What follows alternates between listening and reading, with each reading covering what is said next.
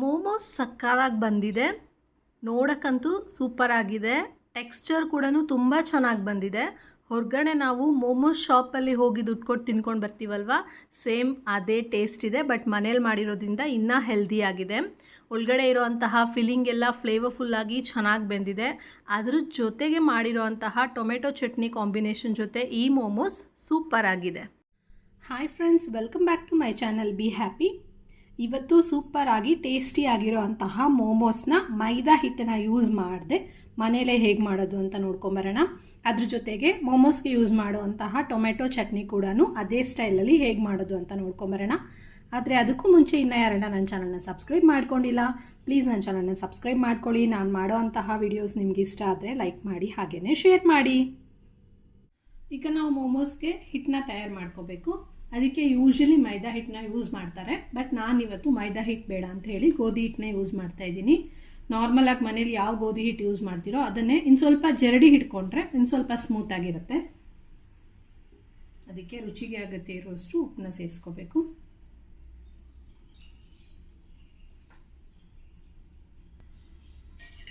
ಒಂದು ಸ್ಪೂನಷ್ಟು ತುಪ್ಪನ ಸೇರಿಸ್ತಾ ಇದ್ದೀನಿ. ಸ್ವಲ್ಪ ಸ್ವಲ್ಪ ನೀರನ್ನ ಚುಮ್ಕಿಸ್ಕೊಳ್ತಾ ಸ್ವಲ್ಪ ಸ್ಮೂತಾಗಿ ಕಲಿಸ್ಕೋಬೇಕು.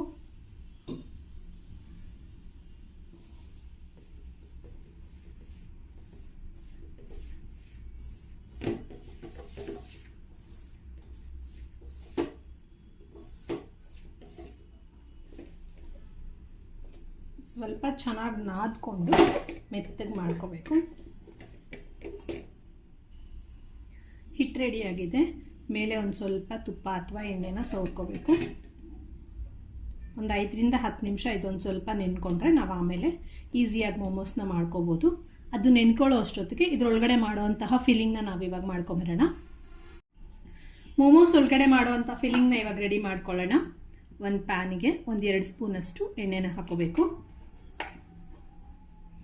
ಎಣ್ಣೆ ಸ್ವಲ್ಪ ಬಿಸಿ ಆಗಬೇಕು. ಬಿಸಿ ಆಗ್ತಿದ್ದ ಹಾಗೆ ಅದಕ್ಕೆ ವೆಜಿಟೇಬಲ್ಸ್ನ ಸೇರಿಸಬೇಕು. ಮೇಯ್ನ್ಲಿ ಎಲೆಕೋಸು ತುಂಬ ಸಣ್ಣ ಕಟ್ ಮಾಡ್ಕೊಂಡಿದ್ದೀನಿ. ಹಾಗೆಯೇ ಅದ್ರ ಜೊತೆ ಕ್ಯಾರೆಟ್ ಕೂಡ ಸಣ್ಣ ಕಟ್ ಮಾಡ್ಕೊಂಡಿದ್ದೀನಿ.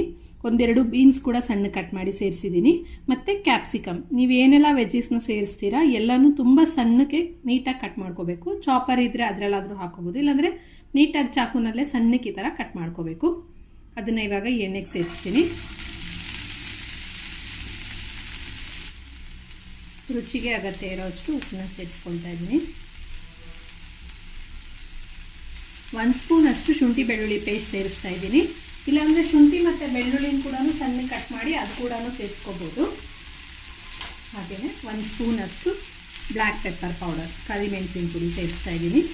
ನಾನಿಲ್ಲಿ ಗ್ರೀನ್ ಚಿಲ್ಲೀಸ್ ಯೂಸ್ ಮಾಡ್ತಾ ಇಲ್ಲ. ಯಾರಿಗಾದ್ರೂ ಗ್ರೀನ್ ಚಿಲ್ಲೀಸ್ ಇಷ್ಟ ಇದ್ದರೆ ಅದನ್ನು ಕೂಡ ಸಣ್ಣ ಕಟ್ ಮಾಡಿ ಹಾಕ್ಕೋಬೋದು.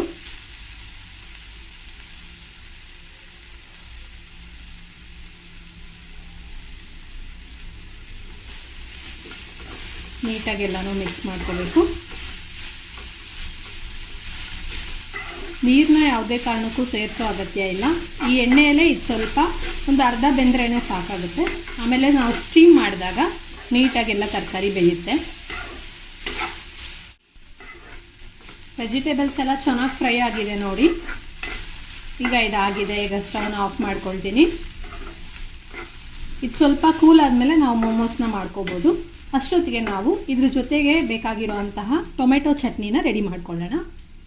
ಮೋಮೋಸ್ಗೆ ಯೂಸ್ ಮಾಡೋಂತಹ ಚಟ್ನಿ ಮಾಡ್ಕೊಳ್ಳೋದಕ್ಕೆ ಮೊದಲು ಟೊಮೆಟೊನ ಸ್ವಲ್ಪ ಬಾಯ್ಲ್ ಮಾಡ್ಕೋಬೇಕು. ಅದಕ್ಕೆ ಒಂದು ಪಾತ್ರೆಯಲ್ಲಿ ನೀರು ಇಟ್ಕೊಂಡಿದ್ದೀನಿ. ನೀರು ಬಿಸಿ ಆಗ್ತಿದ್ದ ಹಾಗೆ ಇದಕ್ಕೆ ನೋಡಿ ಟೊಮೆಟೊಸ್ನ ಸುಮ್ಮನೆ ಈ ಥರ ಸ್ವಲ್ಪ ಓಪನ್ ಮಾಡಬೇಕು.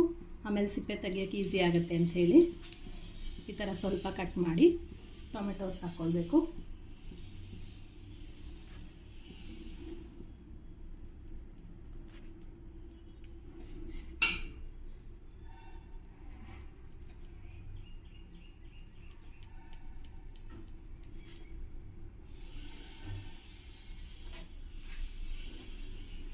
ಟೊಮೆಟೊಸ್ ಜೊತೆಗೆ ಖಾರಕ್ಕೆ ಮೆಣಸಿನ್ಕಾಯಿ ಹಾಕ್ಕೊಳ್ತಾ ಇದ್ದೀನಿ. 4 ಖಾರದ ಮೆಣಸಿನ್ಕಾಯಿ, 1 ಬ್ಯಾಡಗೆ ಮೆಣಸಿನ್ಕಾಯಿ ಹಾಕ್ಕೊಳ್ತಾ ಇದ್ದೀನಿ. ಅದ್ರ ಜೊತೆಗೆ 1 ಗಡ್ಡೆಯಷ್ಟು ಸುಲಿದಿರೋ ಅಂತಹ ಬೆಳ್ಳುಳ್ಳಿ ಎಸಳುಗಳು. ಇದೆಲ್ಲ ಸ್ವಲ್ಪ ಚೆನ್ನಾಗಿ ಇವಾಗ ಬಾಯ್ಲ್ ಆಗಬೇಕು.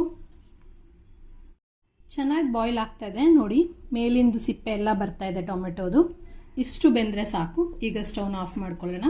ಇದು ಸ್ವಲ್ಪ ಕೂಲ್ ಆಗಬೇಕು. ಇದು ಕೂಲ್ ಆದಮೇಲೆ ಇದನ್ನು ಮೂರನ್ನು ಸೇರಿಸಿ, ಅಂದರೆ ಟೊಮ್ಯಾಟೊ, ಮೆಣಸಿನ್ಕಾಯಿ ಮತ್ತು ಬೆಳ್ಳುಳ್ಳಿ ಬೇಯಿಸಿರೋವಂಥದ್ದು, ಇದು ಮೂರನ್ನು ಸೇರಿಸಿ ನುಣ್ಣಗೆ ಫೈನ್ ಪೇಸ್ಟ್ ಥರ ಮಾಡ್ಕೊಂಡ್ಬರಬೇಕು. ಟೊಮ್ಯಾಟೊ ಬೆಂದಿರೋದೆಲ್ಲ ರುಬ್ಕೊಂಡ್ಮೇಲೆ ಅದಕ್ಕೆ ಲೈಟಾಗಿ ಒಂದು ಒಗ್ಗರಣೆ ಕೊಡಬೇಕು. ಅದಕ್ಕೆ ಒಂದೇ 1 ಟೇಬಲ್ ಸ್ಪೂನಷ್ಟು ಎಣ್ಣೆ ಹಾಕ್ಕೊಳ್ತಾ ಇದ್ದೀನಿ.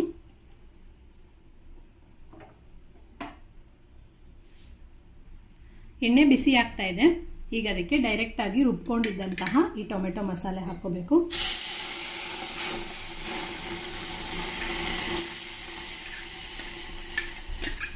ಅದಕ್ಕೆ ಎಕ್ಸ್ಟ್ರಾ ನೀರೇನು ಸೇರಿಸಬಾರ್ದು.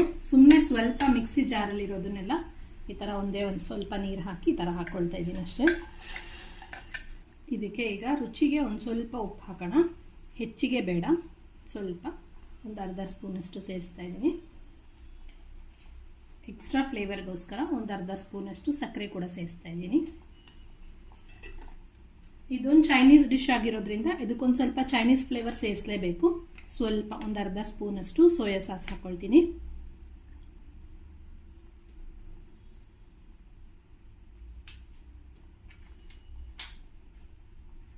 ವಿನೆಗರ್ ಅಥವಾ ನಿಂಬೆ ರಸನ ಸ್ವಲ್ಪ ಸೇರಿಸಬೇಕು. ವಿನೆಗರ್ ಇದ್ದರೆ ವಿನೆಗರ್ ಸೇರಿಸ್ಕೊಳ್ಳಿ, ಇಲ್ಲಾಂದರೆ ಒಂದು ಅರ್ಧ ನಿಂಬೆ ಹಣ್ಣಿನ ರಸನ ಈ ಥರ ಹಿಂಡ್ಕೊಂಡು ಅದನ್ನು ಕೂಡ ಸೇರಿಸ್ಕೋಬೋದು. ನೀಟಾಗೆಲ್ಲ ಮಿಕ್ಸ್ ಮಾಡ್ಕೊಳ್ತೀನಿ. ಇದು ಸ್ವಲ್ಪ ಚೆನ್ನಾಗಿ ಬಾಯ್ಲ್ ಆಗಬೇಕು. ಆವಾಗ ಟೇಸ್ಟಿ ಆಗಿರುವಂತಹ ಟಿಪಿಕಲ್ ಆಗಿ ಮೋಮೋಸ್ ಜೊತೆ ನಾವು ತಗೊಳ್ಳುವಂತಹ ಚಟ್ನಿ ರೆಡಿ ಆಗುತ್ತೆ. ನಾವು ಕಲಿಸ್ಕೊಂಡಿರೋಂಥ ಹಿಟ್ಟಿಂದ ಈ ಥರ ಸಣ್ಣ ಸಣ್ಣದಾಗಿ ಉಂಡೆಗಳನ್ನ ಮಾಡ್ಕೊಂಡಿದ್ದೀನಿ. ಈ ಸೈಜಲ್ಲಿ ಮಾಡಿಕೊಂಡ್ರೆ ಸಾಕಾಗುತ್ತೆ. ಪೂರಿ ಮಾಡೋವಾಗ ಹೇಗೆ ಲಟ್ಸ್ಕೊತೀವಲ್ವ ಸಣ್ಣ ಸೈಜಿಗೆ, ಆ ರೀತಿ ಚಿಕ್ಕದಾಗಿ ಇದನ್ನು ಲಟ್ಸ್ಕೊಳ್ತೀನಿ.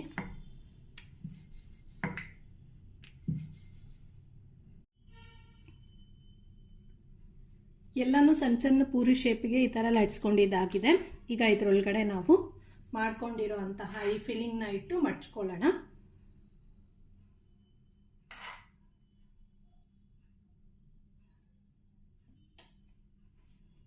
ತುದಿ ಇರುತ್ತಲ್ಲ, ತುದಿನ ತಗೊಂಡು ನೀಟಾಗಿ ಒಂದಕ್ಕೊಂದಕ್ಕೆ ಈ ಥರ ಪ್ರೆಸ್ ಮಾಡ್ಕೊಳ್ತಾ ಬರಬೇಕು ಮಡ್ಚ್ಕೊಂಡು. ಇದೇ ಶೇಪ್ ಅಂತೇನಿಲ್ಲ, ನೀವೀಗ ತುಂಬ ಶೇಪ್ಸ್ ನೋಡಿರ್ತೀರ. ಯಾವುದಾದ್ರೂ ಶೇಪ್ ನಿಮ್ಗೆ ಇಷ್ಟವಾಗಿರೋದು ಮಾಡ್ಕೋಬೋದು, ಇಲ್ಲಾಂದರೆ ಮೋಲ್ಡ್ ಏನಾದರೂ ಇದ್ದರೆ ಅದರಲ್ಲಿ ಕೂಡ ಮಾಡ್ಕೋಬಹುದು. ನೋಡಿ, ಸಿಂಪಲ್ ಆಗಿ ಈ ಥರ ಆರಾಮ್ಸೆ ನಾವು ಮೋಮೋಸ್ಗೆ ಶೇಪ್ನ ಕೊಡ್ಬೋದು. ಎಲ್ಲನೂ ಈ ಥರ ಮೋಮೋಸ್ ಶೇಪಿಗೆ ಮಾಡ್ಕೊಂಡ್ಮೇಲೆ ನಾರ್ಮಲ್ ಇಡ್ಲಿನ ನಾವು ಯಾವ ರೀತಿ ಸ್ಟೀಮ್ ಮಾಡ್ಕೊಳ್ತೀವೋ ಅದೇ ರೀತಿ ಇದನ್ನು ಕೂಡ ಸ್ಟೀಮ್ ಮಾಡ್ಕೋಬೇಕು. ನಾನು ಇವಾಗ ಇದನ್ನು ಸ್ಟೀಮ್ ಮಾಡ್ಕೊಂಡು ಬರ್ತೀನಿ. ನೋಡಿ ಫ್ರೆಂಡ್ಸ್, ಫೈನಲಿ ಸೂಪರ್ ಟೇಸ್ಟಿ ಆಗಿರುವಂತಹ ಮೋಮೋಸ್ ವಿತ್ ಟೊಮೆಟೊ ಚಟ್ನಿ ರೆಡಿಯಾಗಿದೆ. ನೀವು ಕೂಡ ಈ ಥರ ಮನೆಯಲ್ಲೇ ಒಂದ್ಸಲಿ ಮೋಮೋಸ್ ಮತ್ತು ಟೊಮೆಟೊ ಚಟ್ನಿ ಮಾಡ್ಕೊಳ್ಳಿ. ರುಚಿ ಹೇಗಿತ್ತು, ನಿಮ್ಗೆ ಇಷ್ಟ ಆಯ್ತಾ ಇಲ್ವಾ ಅಂತ ಕಾಮೆಂಟ್ ಬಾಕ್ಸಲ್ಲಿ ಕಮೆಂಟ್ ಮಾಡಿ. ಮತ್ತೆ ಇನ್ನೊಂದು ರೆಸಿಪಿ ಜೊತೆ ಸಿಗ್ತೀನಿ. ಅಲ್ಲಿ ತನಕ ಬಾಯ್.